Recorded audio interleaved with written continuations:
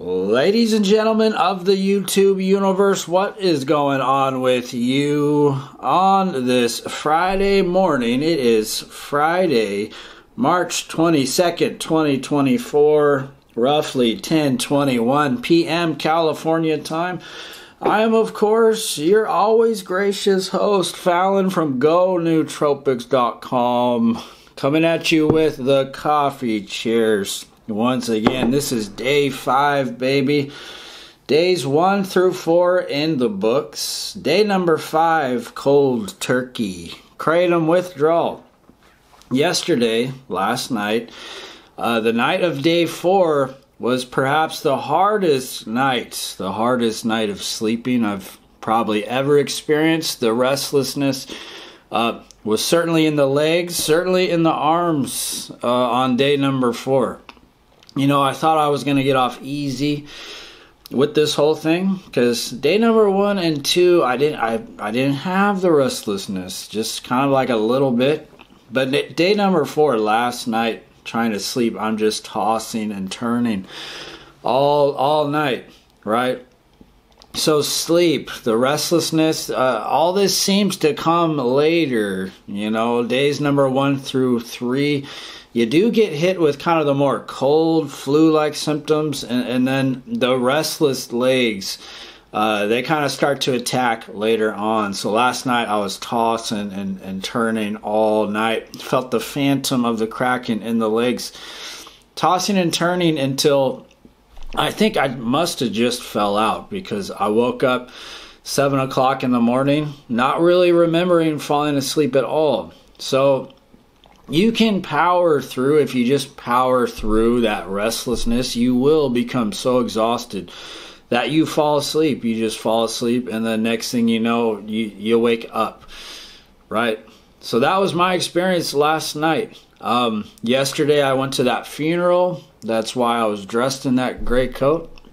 And I took that 400 milligrams of phenibut with the 200 milligrams of phenylparacetam, and that proved to be crucial because that psychological deadness, that anhedonia, you know, it's almost like you can't even get out of the bed. And going to the funeral and seeing them lower the body into the grave. We were kind of all on this hill after the military service. This was a guy in the military, Vietnam, a veteran, 86 years old. I knew him quite well. If you've ever read that book that Jocko Willink talks about all the time, About Face, by I think Colonel David Hackworth, this guy, 86-year-old Vietnam vet, David Hackworth mentions him throughout this book, and this was a guy I knew quite well. He did a couple tours in Vietnam and just recently passed away. So this was the funeral we went to yesterday, and it's like hearing the 21 gun salute and seeing the coffin just kind of get lowered into the ground, and knowing that that's where we're all going, baby. That's where we're all going. It just adds to the depression, the anhedonia, right? It just adds to the whole thing. And so the phenibut and the phenylparacetam animated the carcass just enough, you know, because without that, it's like I should have asked the guy to put me in the grave with him, you know, just roll me in there. Can you just... While you got the bobcat out, can I just crawl in there too, you know, and just put the dirt on me? Because you just, day number 3 and 4, just feeling that psychological deadness. And then, you know, trying to go to sleep last night, the psychological symptoms weren't really there, thanks to the phenibut, thanks to the phenylparacetam, but the restlessness.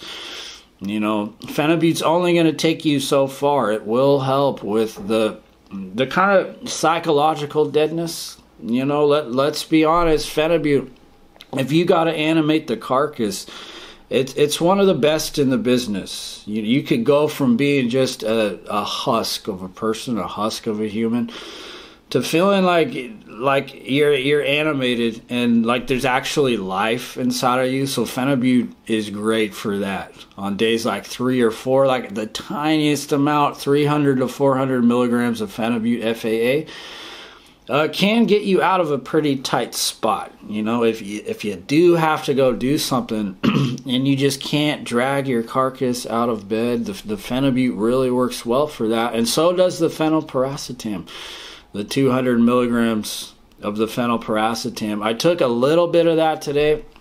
The problem with phenylpiracetam is you gain a rapid tolerance. So that really like stimulating response you feel that we all know and love from phenylpiracetam, you're going to feel that on day 1. You'll feel it a little bit on day 2. But it's not something that you could take regularly because it's just you build a tolerance to the stimulating effects really, really fast.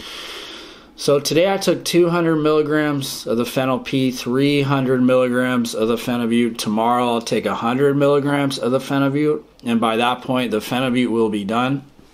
And hopefully, the sprout can kind of poke through and I'll be on the tail end of this thing. But last night was really, really rough goings trying to sleep. You know, you just kind of power through it until you just fall out. You know, I just fell out. I woke up 7 o'clock in the morning, which is kind of unheard of. My sleep is starting to become restored. I'm feeling, as I quit the kratom, I'm feeling some immediate positive benefits. You know, taking kratom, even in small amounts, like when I was using it, like 10 grams per day, just a few times a week, just that low level irritation.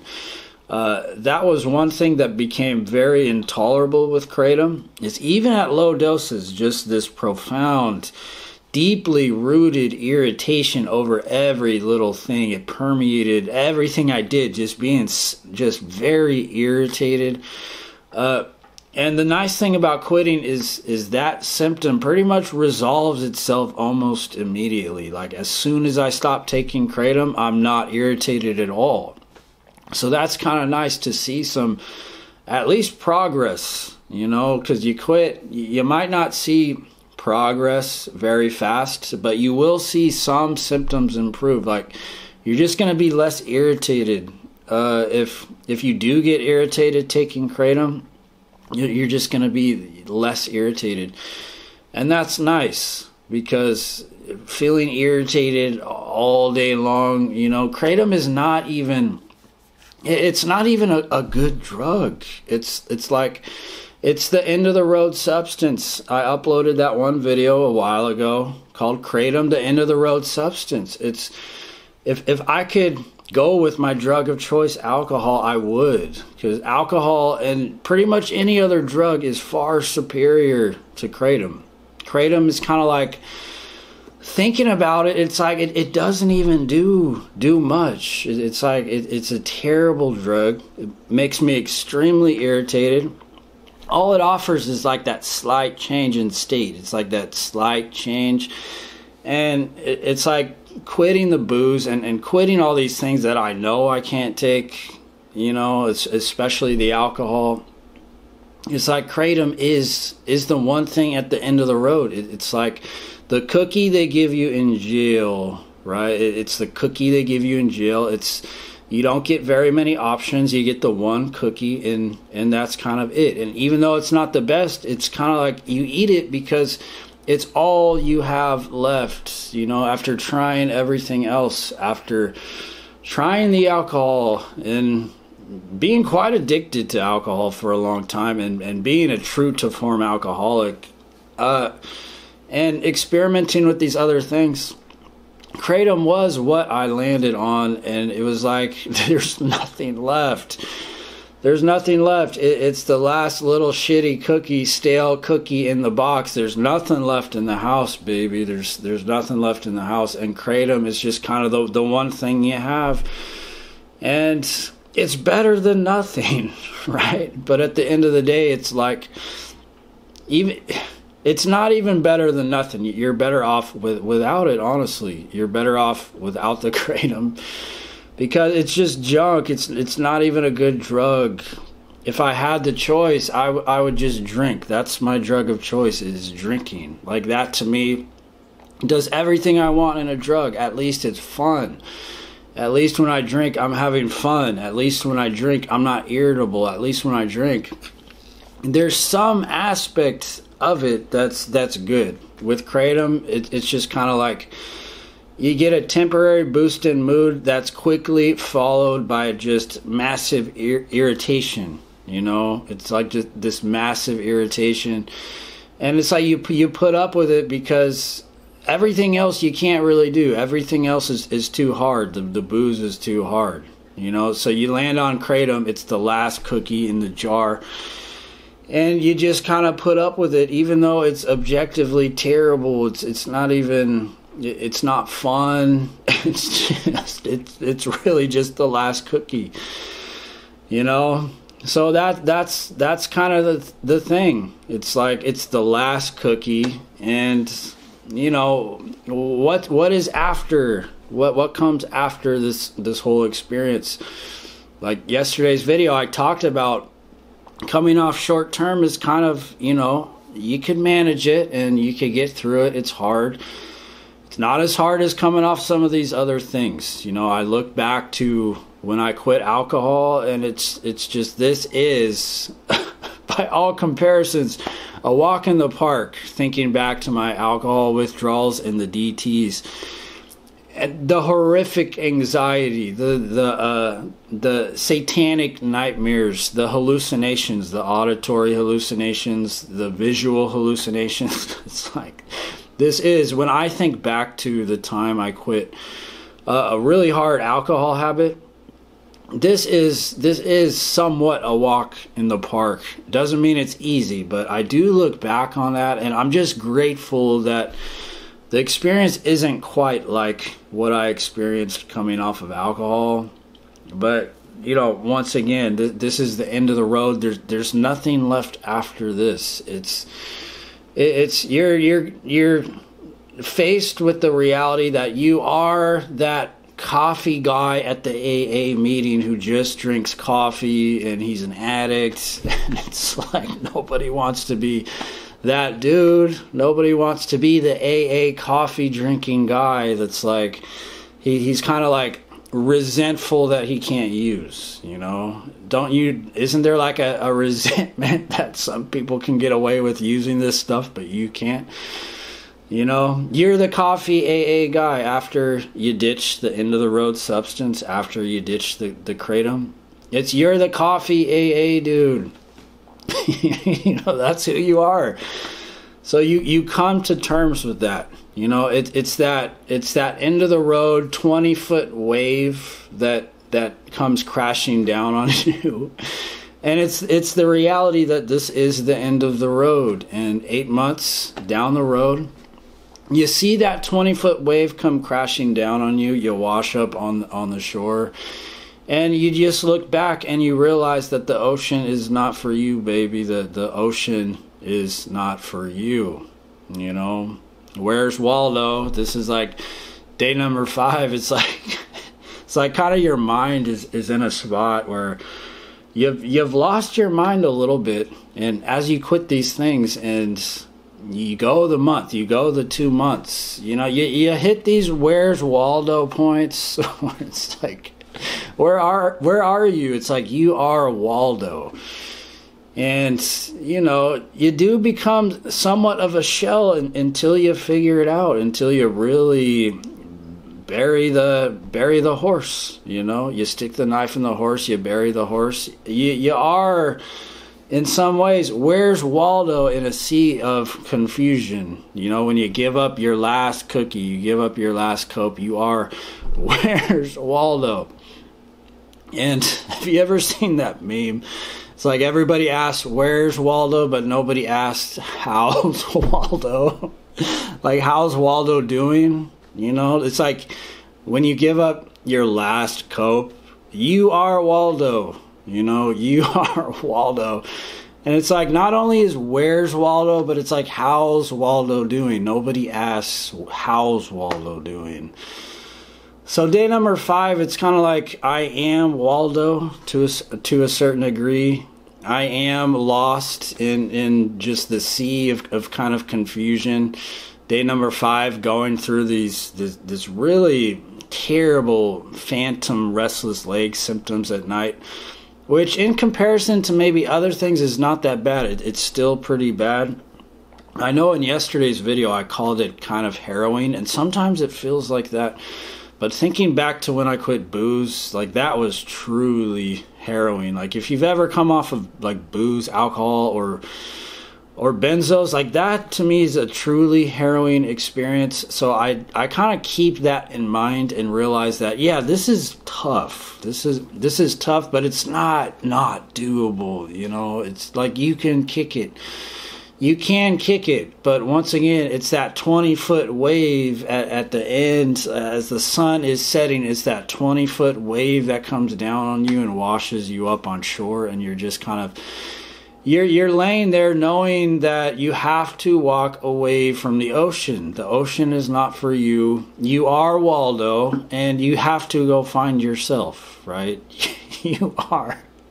You are Waldo at the end of all this, when it's all said and done.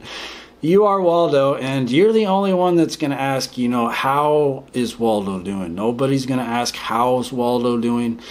They're just going to kind of wonder, like the people in your life, not everybody, but a lot of people, they're just going to kind of wonder where you are. It's like they're not going to wonder, like, how you are. They just kind of, they want to know where you are, not really how you are. So you are Waldo. No, we are Waldo. We are keeping the train rolling. You know, another benefit, and this could be the phenibut, but it's not totally the phenibut. But I'm starting to like laugh again. That was the other thing with Kratom, is I stopped laughing. You're just dead on the inside. You know, you think you're dead coming off Kratom, but really, if you look back on it, you're dead on Kratom. Like I was dead on Kratom, not laughing, not cracking jokes, you know. Like that was one thing that really, like, the tumblers clicked, is like I'm not even laughing anymore. It's like I'm typically laughing at stuff. I find things humorous, and taking Kratom, even in those small doses, it just deadens me. It deadens you. You're dead on the inside. You're a shell. You're not laughing. You're not finding things funny. You're not creative anymore. It's just, Kratom is just the easy dopamine layup, and it's kind of just buying an experience. It's buying an experience at the cost of pretty much your entire personality, which maybe you didn't have much before, but on Kratom you have no personality. You're the walking husk. So on day number 5, as the sprout peeks through the ground, peeks through the soil, we're starting to see the laughter come back. We're starting to see the personality come back, and it's feeling good. So even though, yeah, it's the restless legs, and, you know, it's that 20-foot wave that you could see cresting, you know, over you, the shadow. You're in the shadow. But you are starting to sprout through at day number 5. And, you know, it's just, how's Waldo? How's Waldo, baby? So that is the video of the day, ladies and gentlemen. Day number 5, Cold Turkey Kratom. We are keeping the train rolling, as always. Fallon, GoNootropics.com.